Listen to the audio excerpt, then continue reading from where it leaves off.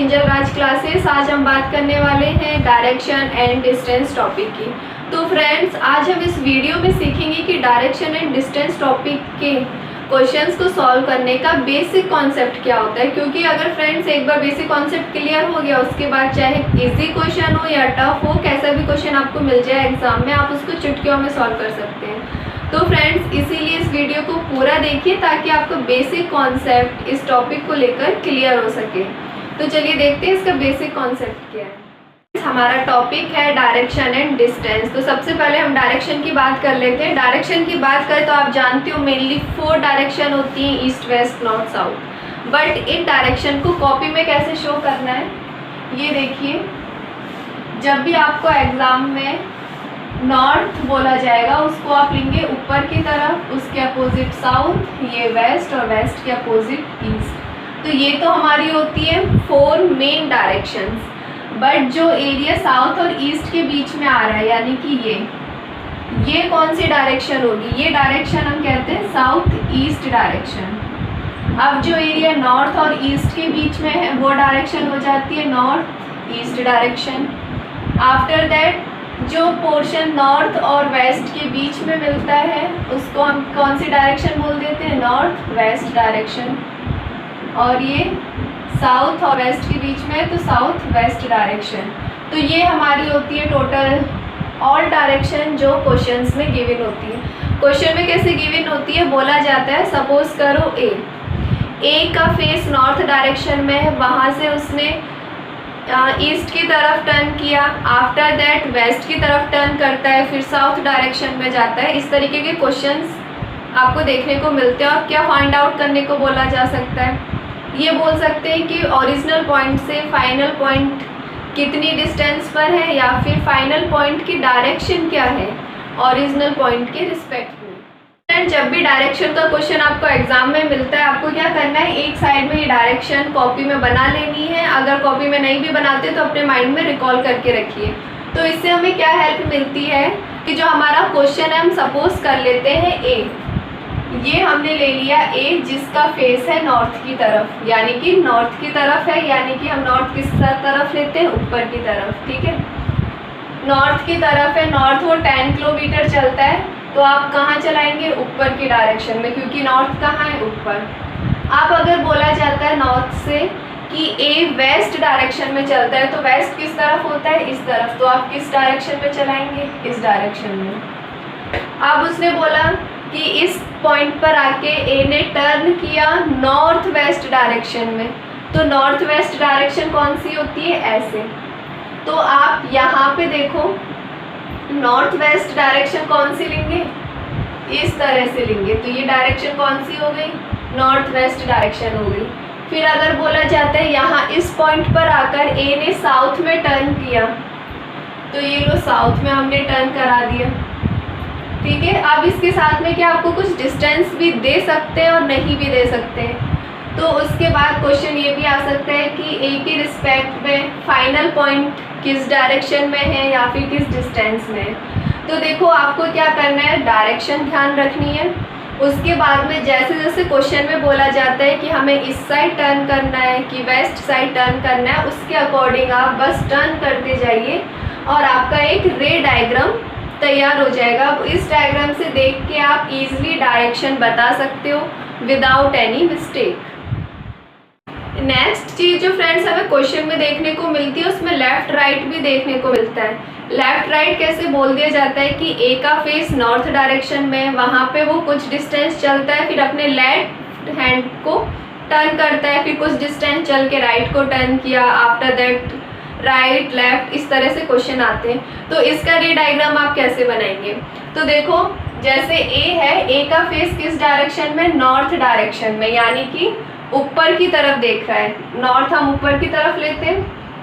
अब आप देखो, जैसे नॉर्थ डायरेक्शन में आप इस पॉइंट पे खुद को इमेजिन कीजिए, आप खुद इस पॉइंट पर हैं, इस तरफ देख रहे हैं, आप इस तरफ देख रहे हैं, तो आपका लेफ्ट किस डायरेक्शन में होगा और राइट किस डायरेक्शन में होगा।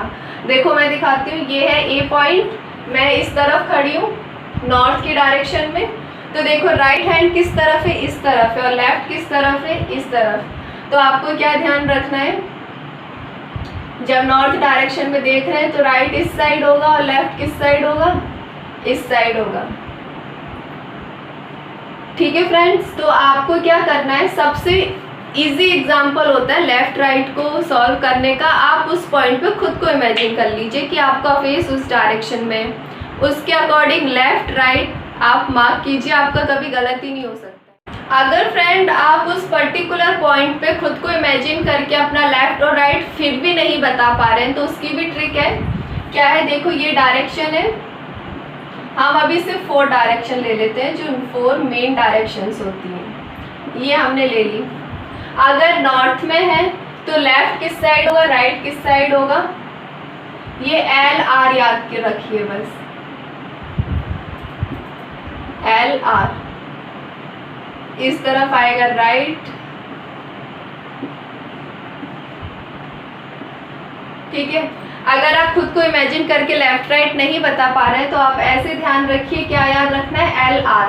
और इस तरीके का फिगर आप ध्यान रखिए, जब नॉर्थ डायरेक्शन में तो राइट आपका इस तरफ होगा और लेफ्ट इस तरफ होगा। तो ये देखो LR LR LR LR।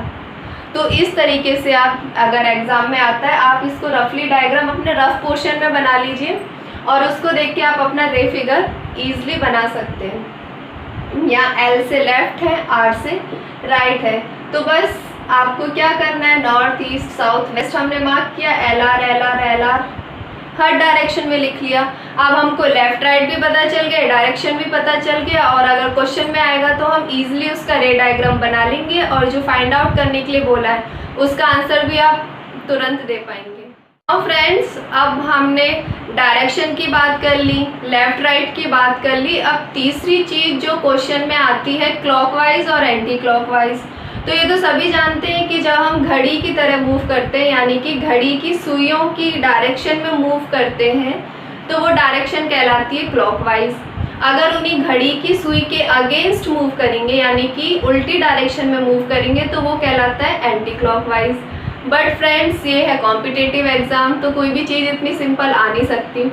तो क्या किया जाता है, इसी क्लॉकवाइज और एंटी क्लॉकवाइज के साथ जोड़ देते हैं एंगल।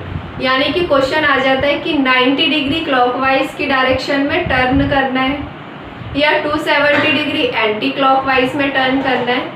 तो क्लॉकवाइज एंटी क्लॉकवाइज तो समझ में आया, बट एंगल क्या है। तो फ्रेंड्स, अभी देखते हैं एंगल्स का क्या है। देखो, अगर ये बेस है, ठीक है, ये बेस है, यानी कि हमने इस डायरेक्शन में फेस कर रखा है। उसने बोला है 90 डिग्री क्लॉकवाइज डायरेक्शन, तो आप जानते हो 90 डिग्री क्या होता है, ये होता है सिंपल। जब घड़ी में 12 बज रहे हैं और यहाँ 3 बज रहे हैं, तो वो किस एंगल में, 90 डिग्री। ठीक है, तो अगर क्वेश्चन में आता है 90 डिग्री क्लॉकवाइज टर्न करना है, तो क्लॉकवाइज फ्रेंड कैसे होगा, ऐसे होगा, क्योंकि घड़ी ऐसे ही मूव करती है। बट टर्न करना है 90, तो 90 होता है ये बिल्कुल स्ट्रेट लाइन।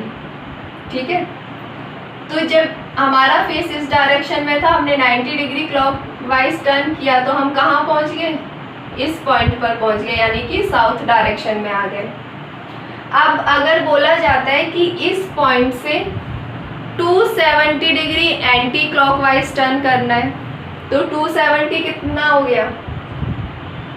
देखो, इसके लिए आप क्या करो, इस तरह से याद रखो, यहाँ पे जहाँ पर आप हो, ऑलरेडी हो, वो होता है 0 डिग्री। यहाँ अगर इतना टर्न करेंगे 90 डिग्री, ये 180 डिग्री और ये 270 डिग्री होता है, और वापस 360 डिग्री कहाँ होगा, जहाँ पर हो घूमकर वहीं पर आ जाओ, वो हो गया 360 डिग्री। तो आप इस तरीके से याद रखो। ठीक है, यहाँ पर स्टार्टिंग में 0 डिग्री लेते हैं, जब 90 चलेंगे, ये 90 डिग्री हो गया, यहाँ पे 180 डिग्री, 270 डिग्री। तो मैंने बोला था 270 डिग्री एंटी क्लॉकवाइज चलना है, तो देखो 270 कब आएगा, 90 90 90, यानी कि 3 बार 90 हमें चलना है।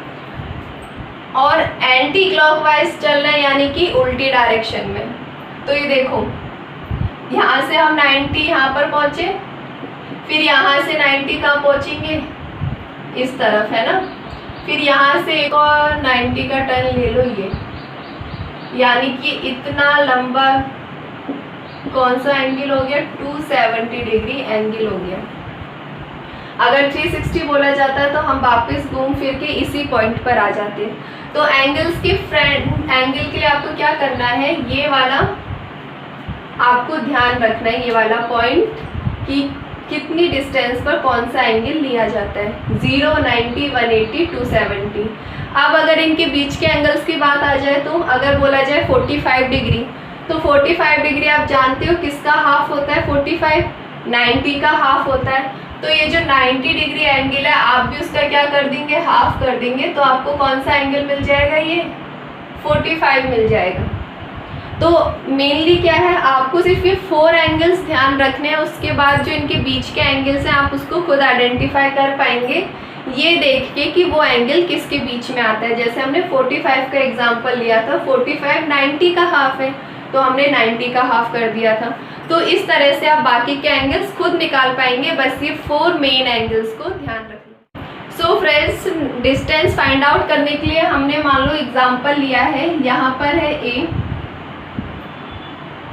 इसने साउथ डायरेक्शन में सपोज करो 3 किलोमीटर चला। अब इस पॉइंट पर आके उसने ईस्ट डायरेक्शन में 4 किलोमीटर चलता है। तो आपसे पूछा है कि जो फाइनल पोजीशन आई बी, उनके बीच की डिस्टेंस क्या है, यानी कि ए बी के बीच की डिस्टेंस क्या है। तो इस तरह की डिस्टेंस जब निकालनी होती है, यानी कि जो टेढ़ी लाइन निकालनी होती है और हमारा एंगल जो है वो 90 डिग्री बनता है, तो उस केस में हम ये डिस्टेंस कैसे निकाल सकते हैं। तो उसके लिए हम यूज़ करते हैं पाइथागोरस थ्योरम। फ्रेंड्स, ये पाइथागोरस थ्योरम सिर्फ 90 डिग्री ट्रायंगल में ही यूज़ होती है।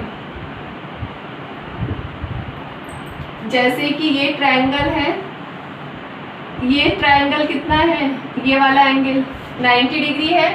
अब ये जो है नीचे का पोर्शन वो हो गया बेस, ये हो गई इसकी हाइट, और ये जो टेढ़ी लाइन होती है उसको कहते हैं हाइपोटेन्यूज। ठीक है, ये हाइट, बेस और ये हाइपोटेन्यूज। तो पाइथागोरस थ्योरम कहती है कि हाइपोटेन्यूज का square is equals to height का स्क्वायर प्लस बेस का स्क्वायर। तो फ्रेंड, इस तरह की डिस्टेंस निकालने के लिए आपको ये थ्योरम याद रखनी पड़ेगी, यानी कि ये फॉर्मूला आपको लर्न करना पड़ेगा। फॉर्मूला कुछ टफ नहीं है, जो टेढ़ी लाइन है उसका स्क्वायर प्लस इसका स्क्वायर प्लस इसका स्क्वायर, बस। तो अब ये जो है फॉर्मूला, इसमें हम ये वैल्यू पुट करते हैं। तो देखो हाइपोटेन्यूज क्या है, यानी कि टेढ़ी वाली लाइन कौन सी है, ए बी, लिख दीजिए ए बी का स्क्वायर। हाइट कितनी है 3, यानी कि 3 का स्क्वायर। बेस कितना है 4, यानी कि 4 का स्क्वायर। 3 का स्क्वायर इसका मतलब क्या होता है, 3 × 3 9।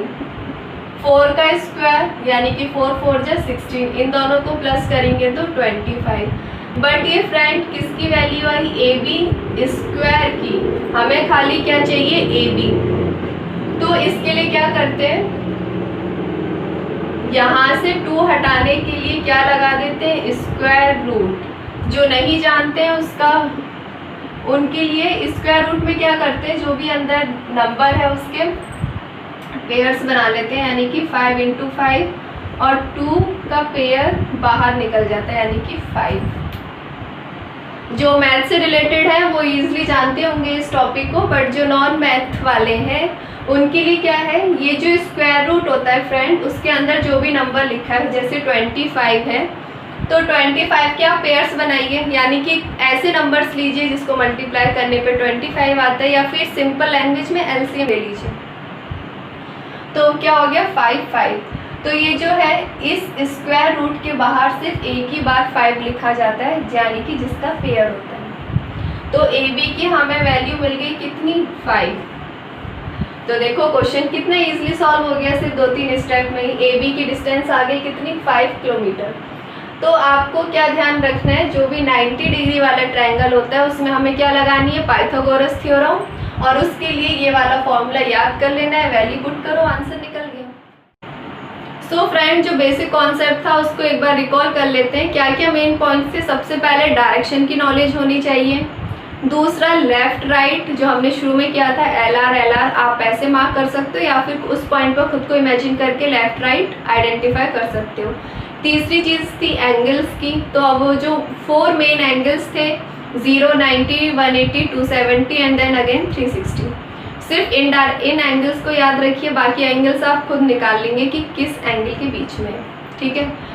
फिर नेक्स्ट चीज़ थी डिस्टेंस, तो मेनली डिस्टेंस कुछ प्लस माइनस करके ही निकल जाती है, लेकिन जब बात ट्रायंगल की आ जाती है यानी कि जब टेढ़ी लाइन की निकालनी होती है उसको हम निकालते हैं पाइथागोरस थ्योरम से, और उसका फॉर्मूला आप याद कर लीजिए, हाइपोटेन्यूज का square is equals to base का स्क्वायर प्लस हाइट का स्क्वायर। तो उससे आप इस तरह की डिस्टेंस इजीली निकाल सकते हैं। तो आप इन ये 4 जो मेन पॉइंट्स हैं उनकी आप प्रैक्टिस कीजिए friends. And I hope guys आपको मेरा समझाया हुआ बेसिक कॉन्सेप्ट अच्छे से क्लियर हो गया होगा। अगर क्लियर हुआ है तो प्लीज़ फ्रेंड इस वीडियो को लाइक ज़रूर दें। अगर आपको वीडियो अच्छी लगी है तो अपने स्टडी ग्रुप में भी इसको शेयर करें। अगर चैनल सब्सक्राइब नहीं किया है तो फ्रेंड चैनल सब्सक्राइब कर लीजिए ताकि आने वाली वीडियोस के अपलोड्स आपको मिल सकें। Thank you.